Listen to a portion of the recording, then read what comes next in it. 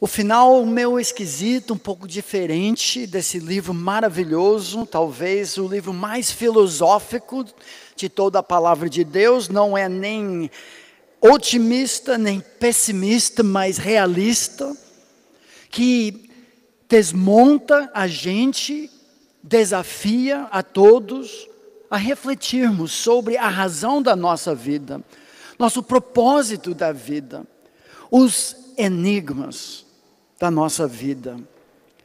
Nós já trabalhamos o fato de que a vida é previsivelmente imprevisível. O que podemos afirmar com certeza é que nós não sabemos nada com certeza sobre o amanhã.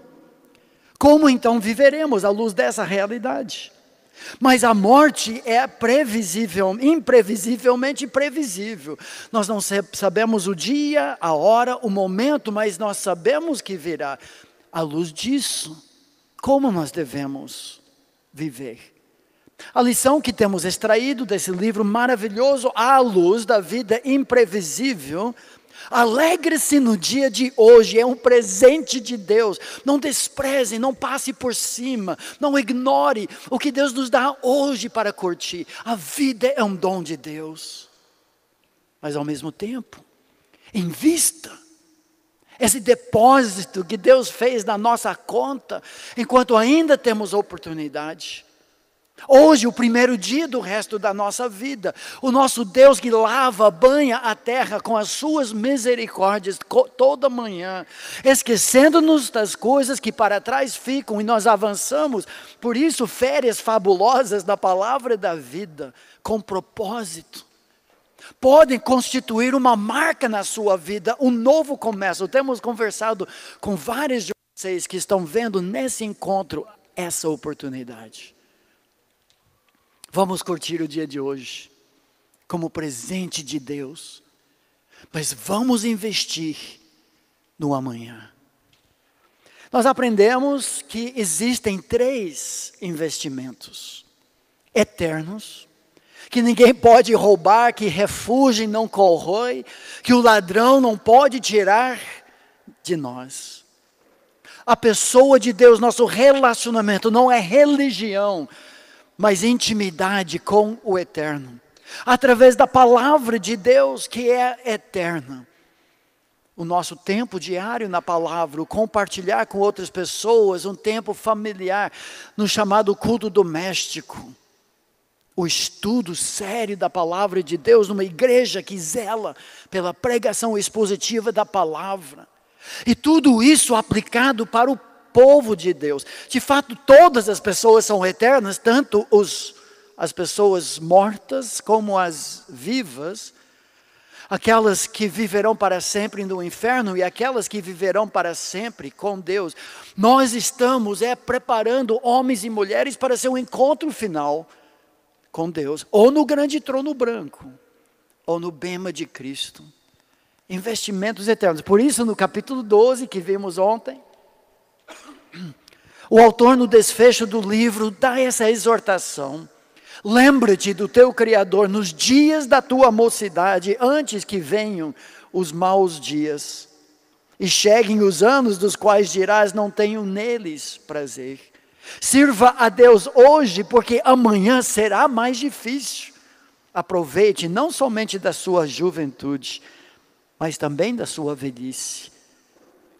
E nós aprendemos que nós temos 3 recursos para investir nos 3 eternos. Deus nos concedeu ainda tempo.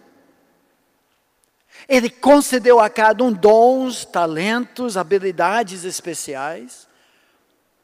Ele deposita na nossa conta também tesouros. Talvez poucos, talvez muitos, não importa. O que importa é fidelidade e perseverança.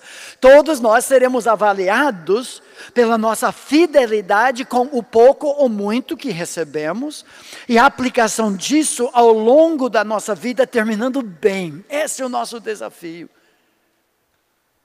Então, a grande pergunta para todos nós: onde é que nós temos investido a nossa vida?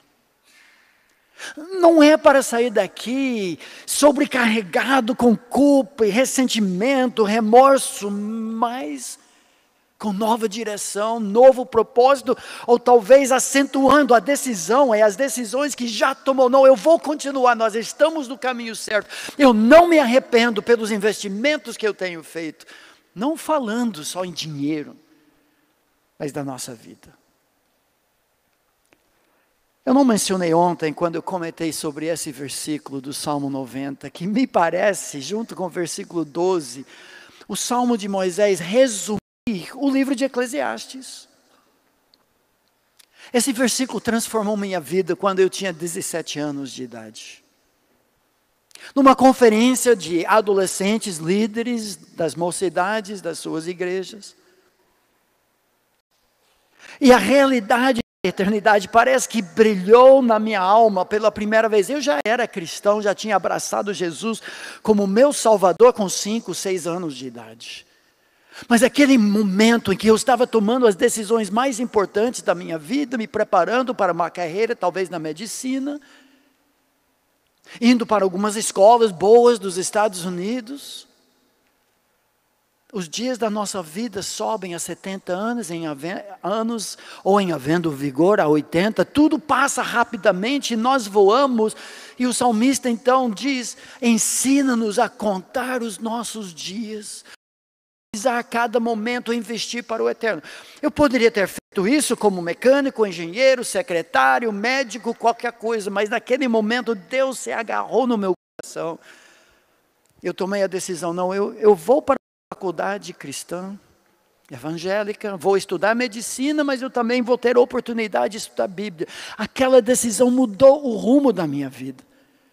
Meus conselheiros falaram, Davi, você é louco, está desperdiçando a sua vida, jogando a sua vida fora. Hoje eu entendo que eles eram loucos. Eu gosto demais de uma ilustração de um pastor americano, Francis Chan. Conta sobre a corda. Eu trouxe aqui para repetir a original com ele, que eu saiba. Em que essa corda representa a nossa vida. A corda, de fato, representa a eternidade.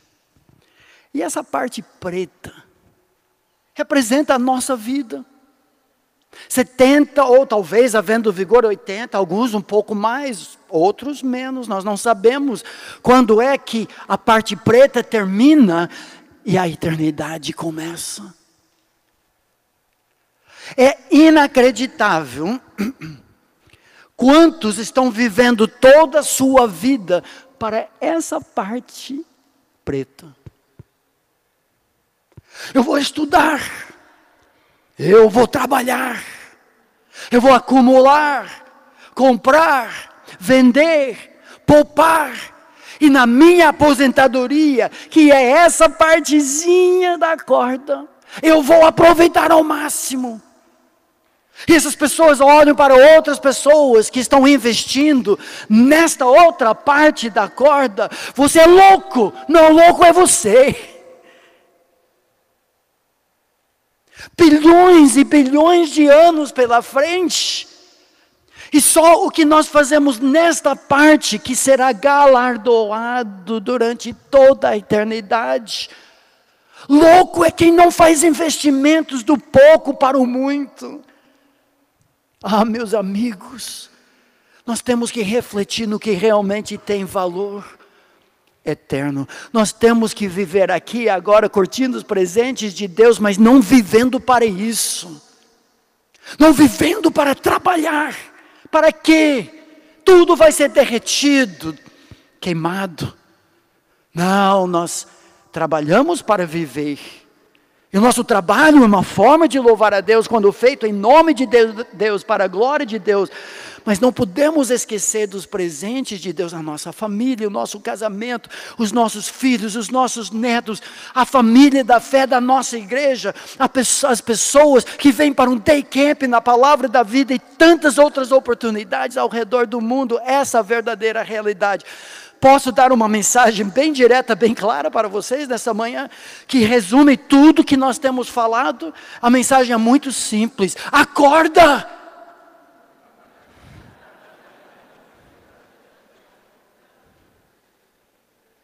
Acorda. Isso mudou minha vida. Você vai para o Brasil, está louco? Eu ganhei centenas, milhares de irmãos, irmãs, pais e mães, e filhos na fé. Não me arrependo em nada. Mas hoje nós chegamos no último texto desse livro, que de fato comecei a estudar com alguns que estão aqui 2 anos atrás, a primeira metade, e hoje nós vamos encerrar tudo isso. O que eu chamo a quarta capa, Eclesiastes capítulo 12, versículos 9 a 14.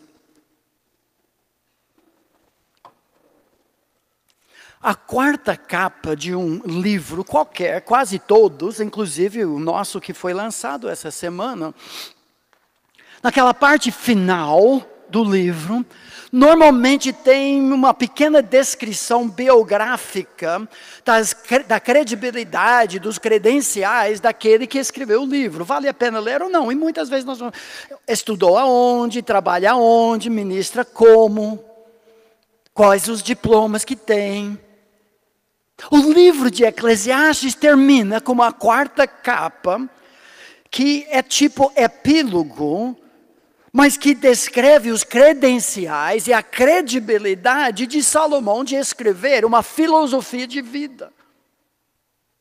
Vai descrever, de fato, vai responder 2 perguntas.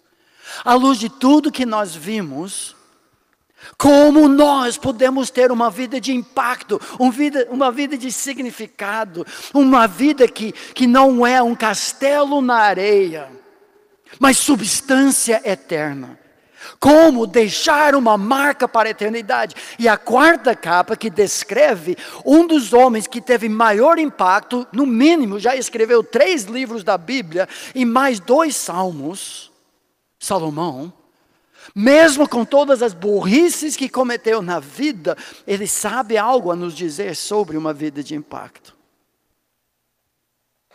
Então essa quarta capa de Eclesiastes termina listando as qualificações do autor que resumem a mensagem do livro. Olha o versículo 9. As versões têm várias traduções que começam falando do pregador. Alguns dizem o mestre, o sábio, o professor. A palavra correlete, outras versões até usam a palavra original no hebraico, vem de um verbo kahal, que significa congregar, assemblar. Nessa forma de substantivo, a ideia é aquele que assembla, aquele que congrega, aquele que fala para multidões. Essa ideia, o pregador, o professor, o mestre. O que é fascinante aqui é que Salomão era tão adepto, tão capaz, que essa função de ministração da palavra virou a sua identidade. Eu tive um professor na minha vida que era assim, o nome dele era Howard Hendricks, no seminário de Dallas. Deu aula de métodos de estudo bíblico por, se não me engano, 55 anos. Foi responsável em grande parte pela filosofia das escolas Palavra da Vida no mundo inteiro, em que nós enfatizamos 3 elementos: estudo da palavra, viver a palavra e ministrar a palavra. Nós veremos isso aqui. Professor Hendricks era tão capaz naquilo que ele fazia. Ele era o único de dezenas de professores no seminário e tinha o apelido Prof. Professor. Ele era o prof. Tinha vários professores. Mas cada sentença, cada frase dele era formulada de tal forma que você visualizava a verdade. Ele era tão perito naquilo que ele fazia que ele era o prof, par excellence, o melhor de todos. Correlete, o pregador era assim. Mas vamos ver essa quarta capa. e as qualificações para alguém ter impacto. Talvez alguns elementos dessa mensagem final não se encaixem totalmente na sua vida, e outras tudo sim.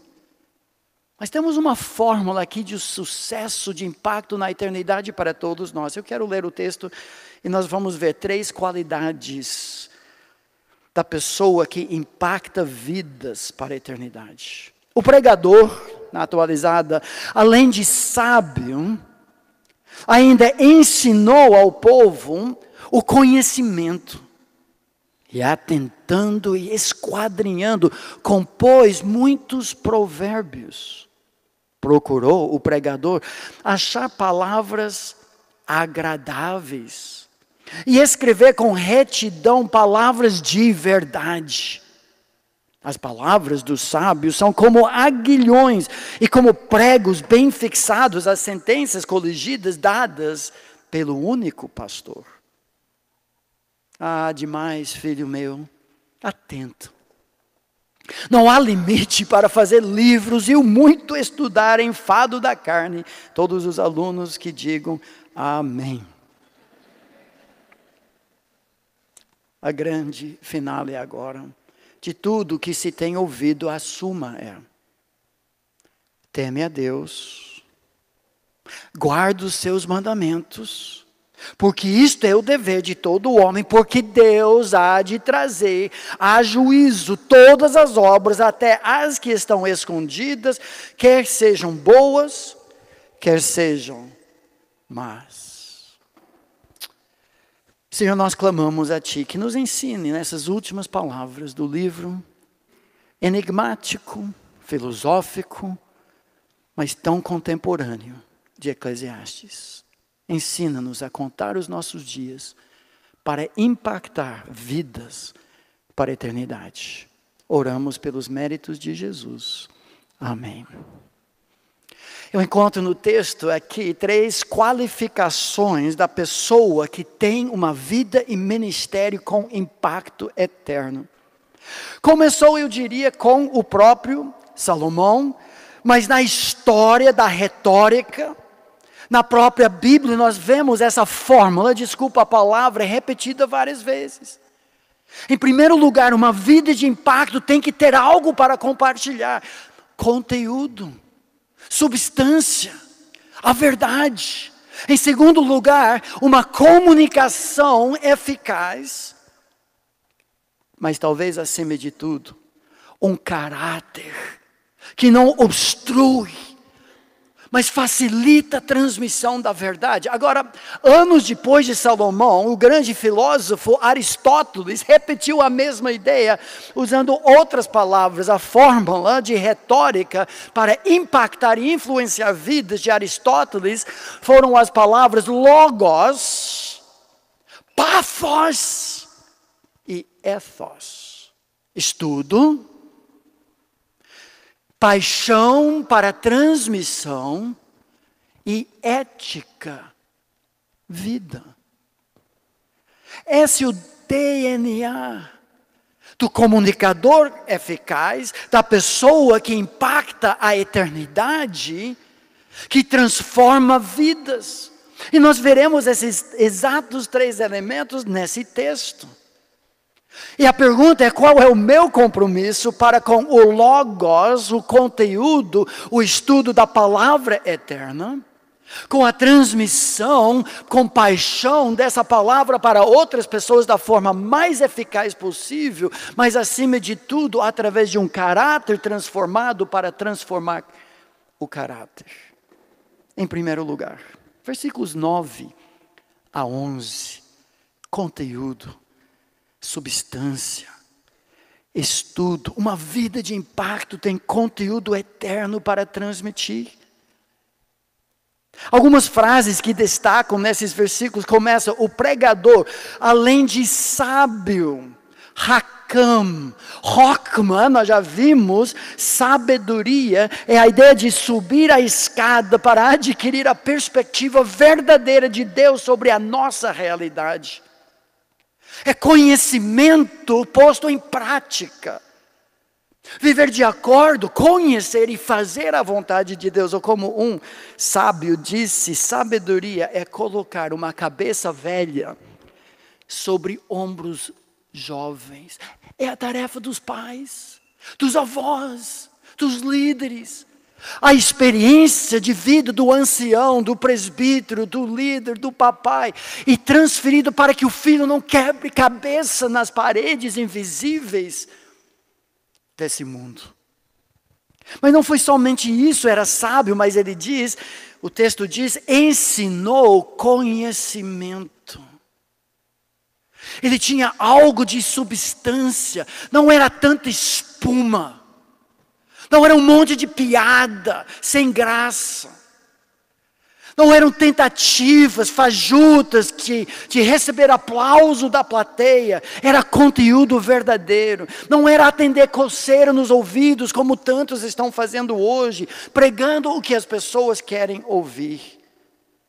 Não eram mensagens antropocêntricas, para exaltar autoestima, auto-amor, auto-valor, autoimagem. O problema com tudo isso é auto. Não, o universo é teocêntrico, exalta a Deus na pessoa de Jesus. Ensinou algo de valor. Certa vez eu vi a história de uma greve de lixeiros numa grande cidade. E o lixo se empilhava em todas as esquinas, a cidade fedia. E um esperto teve uma ideia. Ele pegou todo o lixo de casa, colocou dentro de caixas, enfeitou, embrulhou e colocou na porta-malas do seu carro, estacionou numa vaga no centro da cidade, deixou a porta-malas aberta e foi embora, como se tivesse esquecido. E não deu outro. Um malandro vindo aquilo. E pegou todo o lixo da casa. E ele se livrou. Era muito bonito, pacotes embrulhados, mas era lixo. Ah, meus amigos. É isso que nós encontramos em tantos lugares, em tantos púlpitos.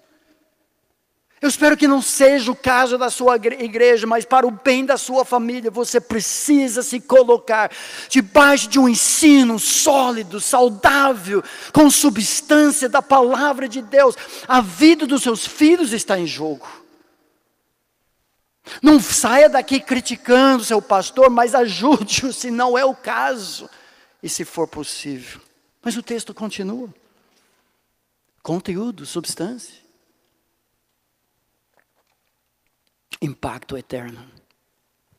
Diz no versículo 9, atentando e esquadrinhando. Palavras difíceis, talvez um pouco obsoletas até, mas a ideia é pesando e diligenciando. Esforço, trabalho. Pesando palavras, pesando a verdade, examinando de todos os ângulos. Palavras de verdade, versículo 10. Dados, versículo 11, pelo único pastor. Ah, meus amigos, na nossa classe de escola bíblica dominical, no nosso grupo pequeno, célula, que nós facilitamos ou participamos na nossa igreja, no ministério infantil, seja qual for o contexto, nós temos que compartilhar as palavras, não meu achômetro, mas o que Deus falou, a autoridade divina, a suficiência das Escrituras, escritos para que o homem, mulher de Deus seja perfeito e perfeitamente habilitado para toda boa obra. 2 Pedro, Deus nos deu tudo o que precisamos para uma vida piedosa. Não fale suas palavras. 1 Pedro capítulo 4 diz que aquele que tem o dom do papo, de falar, fale os oráculos de Deus, para que em tudo Cristo Jesus seja exaltado. Não fale as suas palavras. Deus abençoa a palavra dele, não a minha. Gosto demais de 2 Timóteo 2,15 diz isso, procura apresentar-te a Deus, aquele momento de avaliação final. aprovado, carimbado, obreiro que não tem de que se envergonhar. Quem tem de que se envergonhar é aquele que não maneja bem a palavra da verdade. Quem não tem motivo de se envergonhar, aquele que manejou. Essa palavra manejar bem, literalmente significa cortar direito. A exposição da palavra de Deus não impõe ideias nas escrituras, mostra no texto, é isso que diz o texto. Abre o texto como se fosse um polcã no meu pomar em casa. Eu vou chegar em casa, deve estar quase pronto o polcã. Eu levo para minhas aulas de pregação lá no seminário, porque pregar é isso, ensinar é isso. É enfiar o dedão dentro do polcã da palavra, abrir e distribuir gomos suculentos para pessoas famintas de uma palavra de Deus. Como nós precisamos voltar para isso? Conteúdo, substância. Eu não sei sobre a sua vida, qual é o seu compromisso. Alguns não estão tão voltados para estudo. Mas a leitura da palavra de Deus, a compreensão da vontade de Deus é imprescindível para todos nós. Você já embarcou numa vida de estudo da palavra de Deus para evitar os erros daqueles que não conhecem as Escrituras? Como eu e minha esposa ficamos tristes quando conversamos com casais, com pais, com avós e fazem perguntas das mais básicas. Ninguém na igreja deles ensinou. Como é possível? As coisas mais elementares da palavra de Deus. A mamadeira nem tomaram. Porque não conhecem as Escrituras e dão cabeçadas desnecessárias da vida. Erramos porque não conhecemos as Escrituras. Eu não quero amontoar um monte de regras sobre sua vida. Tem muitas maneiras hoje criativas para nós estudarmos a palavra. Um tempo diário pode ser escutando gravações da palavra, mensagens, enquanto dirige naquele trânsito infernal, tomando banho, escutando músicas boas, evangélicas, baseadas na palavra de Deus. Quantos não têm nenhum tempo familiar na palavra? De tudo que tentamos fazer em família, talvez a melhor coisa foi o chamado culto doméstico.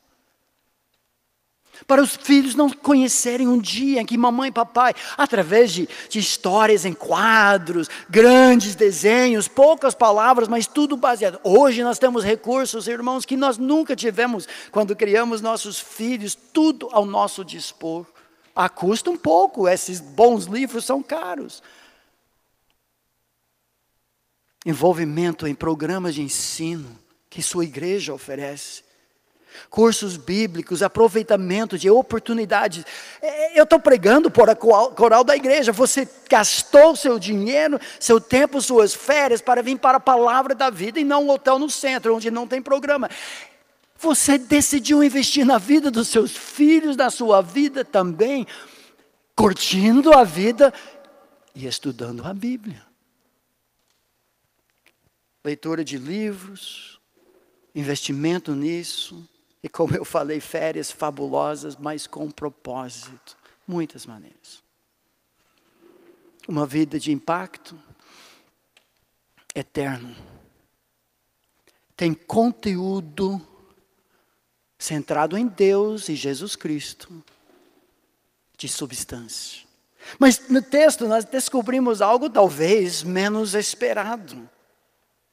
O aspecto de pathos, comunicação, paixão, a transmissão da palavra eterna. Para impactar vidas, eu não posso ser uma represa, um mar morto, só acumulando, engordando, com conhecimento teológico, me tornando um PhD de Bíblia, inútil. Porque o que eu faço com isso é criticar todos os outros. Eu não faço nada. Eu não pratico em casa, não pratico na igreja, eu só critico pessoas. Eu conheço pessoas com múltiplos PhDs e nunca levantaram um dedinho para servir a Jesus. Nós não queremos cabeções.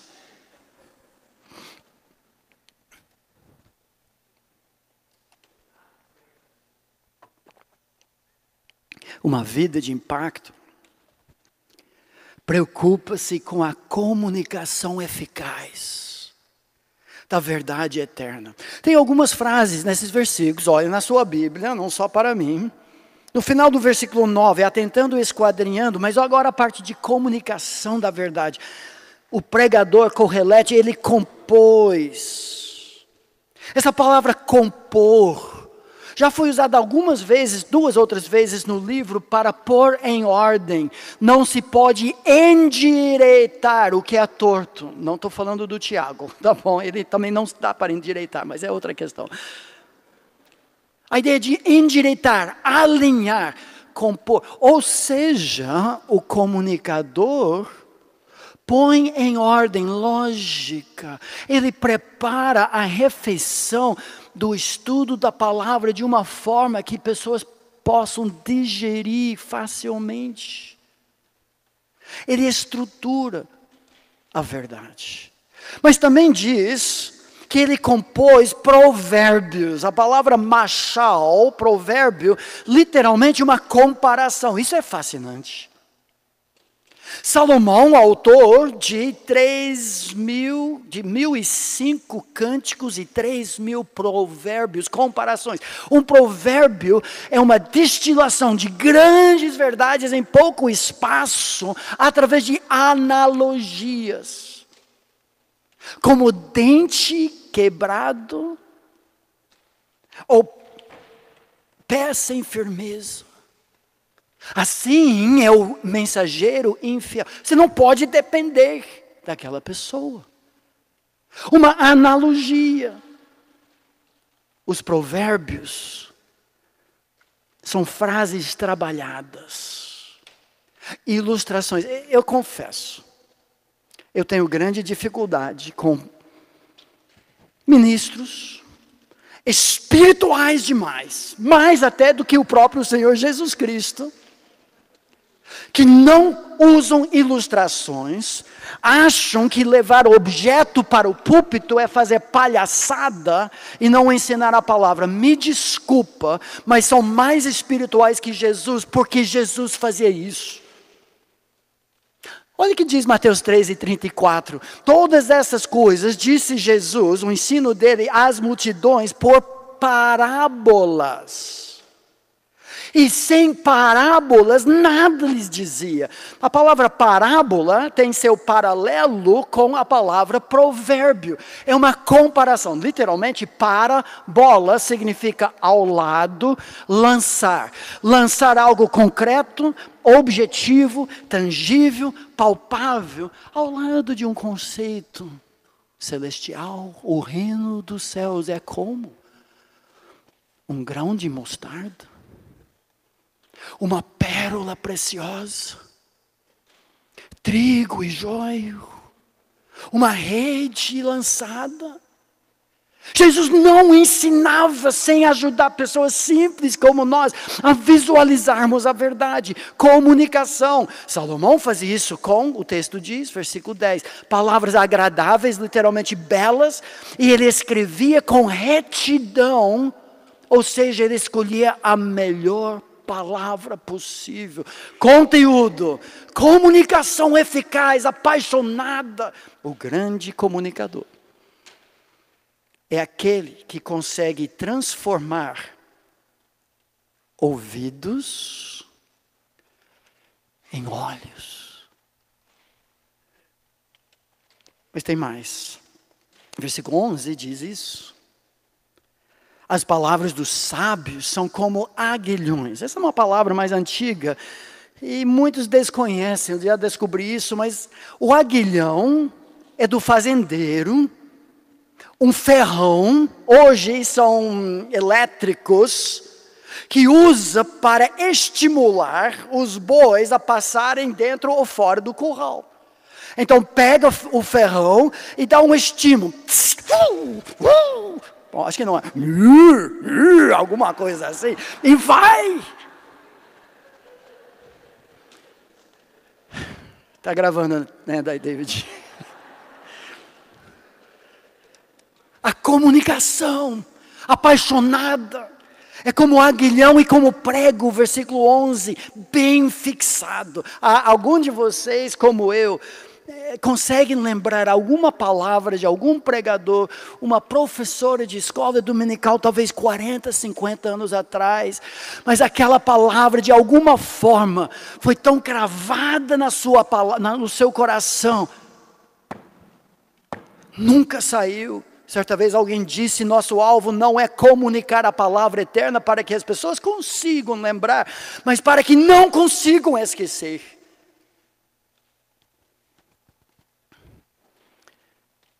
Mas cuidado. Comunicação sem conteúdo é mero entretenimento. É tornar o púlpito lugar de palhaçadas. Sempre de forma apropriada, nunca de forma chula, para chamar a atenção, especialmente na área sexual, que muitos usam para ganhar uma plateia, talvez ganhar alguns risos, mas não ensinam a palavra.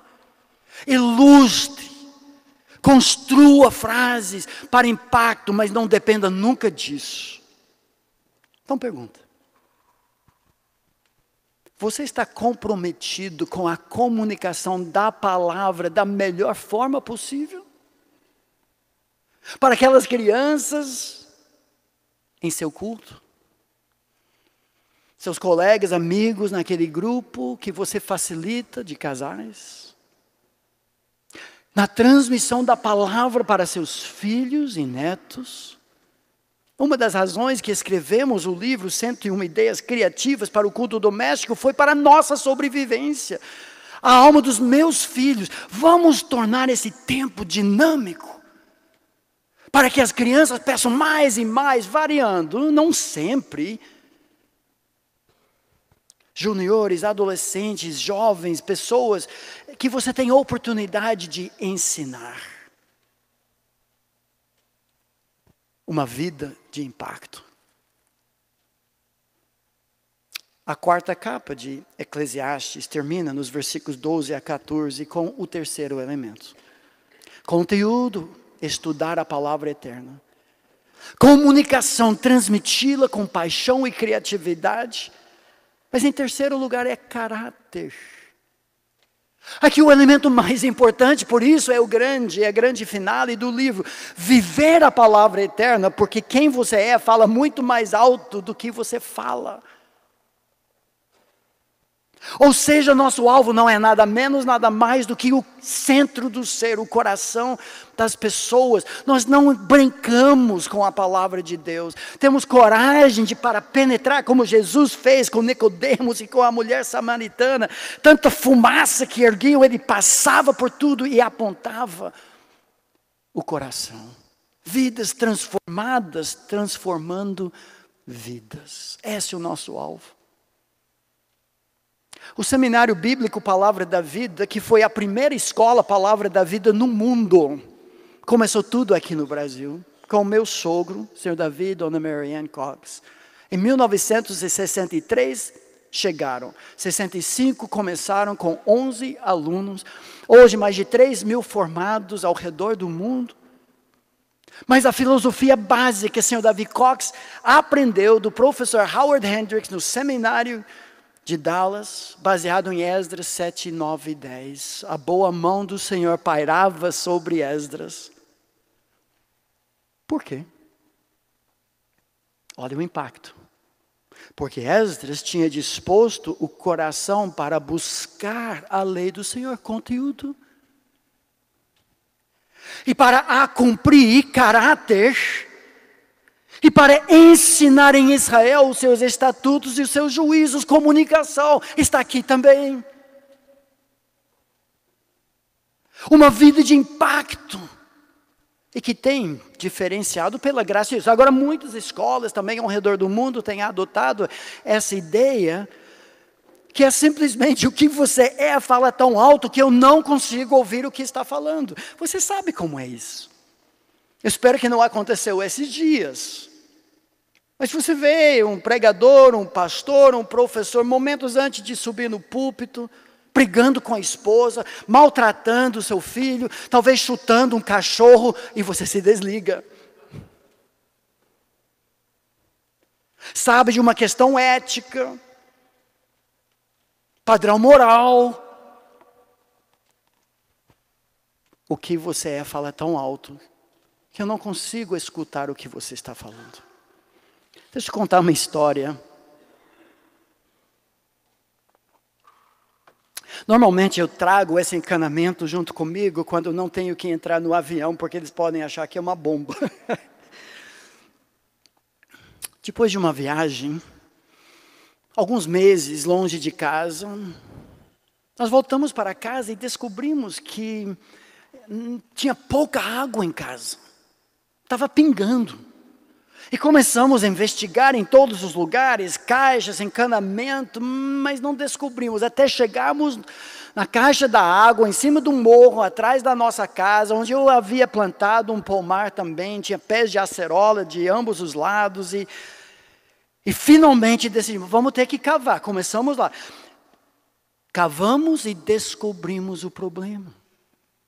O encanamento saindo da caixa da água, em algum momento havia trincado e uma gota de água escapou. E as raízes dos pés de acerola na hora aproveitaram e enviaram uma raizinha para sugar aquela água. Só que uma raiz chamou seu irmão, venha para cá, tem água abundante aqui. E a segunda entrou, e a terceira, até o ponto de que tinha tanta raiz de acerola dentro do encanamento que não passava mais água.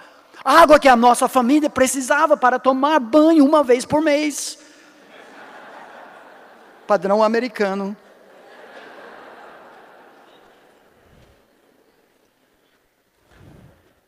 Se o encanamento da sua vida está entupido, Deus vai de alguma forma mandar água.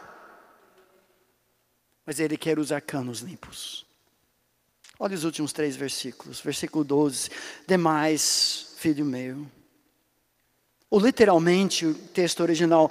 O que passa dessas palavras, tenha cuidado. Não acrescenta, não diminua. Cuidado, filho.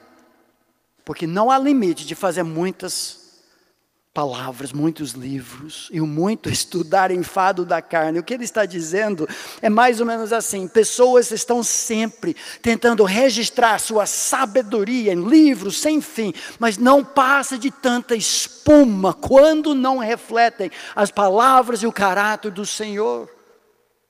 Dizem que há um novo livro escrito e lançado a cada 12 segundos no mundo. 12 segundos. 2,2 milhões de novos livros lançados a cada ano.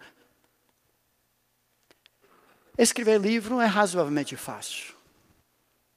Escrever o livro de uma vida fiel e perseverante é outra coisa. Caráter. Impressionamos as pessoas de longe. Impactamos as pessoas de perto. O apóstolo Paulo disse a mesma coisa. Atos capítulo 20, com os presbíteros de Éfeso, ele fala assim: vós bem sabeis como foi que eu me conduzi entre vós em todo o tempo, servindo ao Senhor com toda humildade, lágrimas e provações que pelas ciladas dos judeus me sobrevieram, jamais deixando de vos anunciar coisa alguma proveitosa, de vou-la ensinar publicamente também de casa em casa. Era conteúdo, comunicação, mas um caráter. Vós bem sabeis como foi que me conduzi. Certa vez um missionário ilustrou isso mais ou menos assim: nossa tarefa de púlpito, de sala de aula, de grupo pequeno, é como o bombeiro com uma mangueira. Eu estou mandando água e todos vocês têm um copo plástico na mão. E quando eu mando essa água, lá longe, caem algumas gotas. Você ganha 2, você 3, talvez você não ganha nada, você 4. Lá no fundo, de vez em quando, cai uma gota. E para nossa grande tristeza, como ministros da palavra de Deus, as pessoas pegam, olham no copo e na saída da igreja fazem isso. Agora, o ministério da palavra não é só de plataforma. O ministério da palavra também, e talvez muito mais eficaz, é de cara em cara. É encher no conhecimento, na intimidade, no ministério de aconselhamento, de discipulado, de convivência. Eu posso encher o copo das pessoas. Para Paulo não era um ou outro, era ambos através de um caráter comprovado. E para terminar, os últimos 2 versículos terminam exatamente ao contrário de como ele começou. A hipótese científica não foi comprovada. Vaidade de vaidades, vaidade de vaidades, tudo é vaidade. No final ele diz negativo. Tudo é importante. Cada gota de água em nome de Jesus é importante. Tudo será lembrado. De tudo que se tem ouvido, a suma é: teme a Deus, tem um relacionamento com o Eterno, guarda os seus mandamentos, a palavra de Deus. Esse é o dever de todo homem, porque Deus há de trazer a juízo todas as obras, até as que estão escondidas, quer sejam boas, quer sejam más. O grande trono branco para as pessoas más que não abraçaram Jesus. O bema de Cristo, o raio-x de tudo que fizemos. Conteúdo sem caráter gera diabos mais espertos. Como ter uma vida de impacto? Como deixar uma marca para a eternidade? Precisamos de substância, o conteúdo da palavra. Precisamos desenvolver a melhor maneira de comunicar isso sem depender da nossa eloquência. E, acima de tudo, um caráter transformado por Deus para transformar a vida de outras pessoas. E esse é o meu desafio para você nessa manhã. Ainda teremos um momento hoje à noite de encerramento, mas eu quero deixar essa ideia. Uma vida de impacto investe a palavra eterna em pessoas eternas. Para a maioria não vai ser de mangueira, não. Vai ser de copo em copo. Ou seja, acorda, igreja. Não vivamos para essa partezinha que talvez nem venha. E sim, aquilo que há de durar para toda a eternidade. Obrigado, Senhor, pelo desafio da Tua palavra, na 4ª capa do livro de Eclesiastes. Oramos em nome de Jesus. Amém.